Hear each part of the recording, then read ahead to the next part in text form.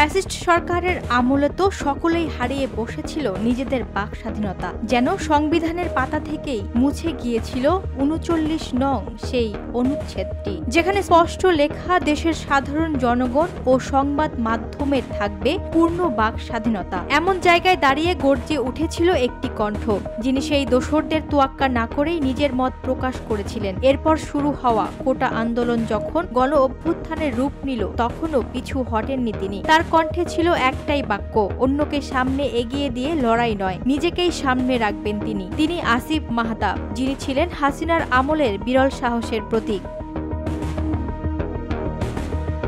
কিন্তু কোথায় হারিয়ে গেলেন সেই আসিফ মাহতাব, যিনি যুদ্ধে সামিল জাতির কণ্ঠস্বরে গান গেয়েছিলেন সময়ের বিপর্যয়ে, যার কণ্ঠে ছিল নতুন ভোরের জেগে ওঠা, যাকে কোটা সংস্কার আন্দোলনের নামে সেতু ভবনের আগুনে ৩০০ কোটি টাকা ক্ষতির দায়ে ২০২৪ সালের ২৭ জুলাই রাত ১টায় উত্তরার ৯ নম্বর সেক্টর থেকে ধরে নিয়ে যায়। দিন পেরিয়ে ২৯ জুলাই, ৬ দিনের রিমান্ড। এরপর ৩রা আগস্ট কারাগারে নিয়েও যাওয়া হয় তাকে, কিন্তু এর মধ্যেই স্বৈরাচার হাসিনার পতন ঘটে, আর ৬ আগস্ট জামিন পায় সেই প্রতিবাদী মুখ।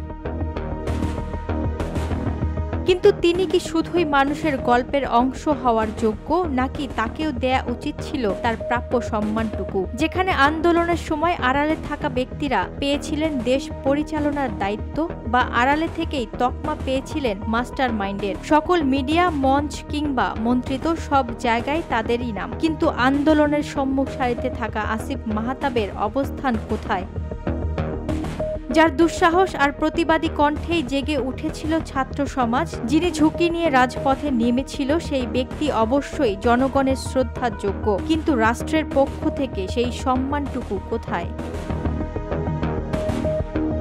স্বৈরাচার পতনের পর তাকে দেখা যায়নি কোনো সরকারি আলোচনায় কিংবা কোনো সংস্কার কমিটিতে, আবার মিডিয়াতেও নেই তার মুখ, অথচ তার অবদান অস্বীকার করার কোনো সুযোগ নেই। তবে আসিফ মাহতাব কি শুধুই ইতিহাসের মহান নায়ক, নাকি নিঃস্বার্থ নেতৃত্বের জীবন্ত উদাহরণ?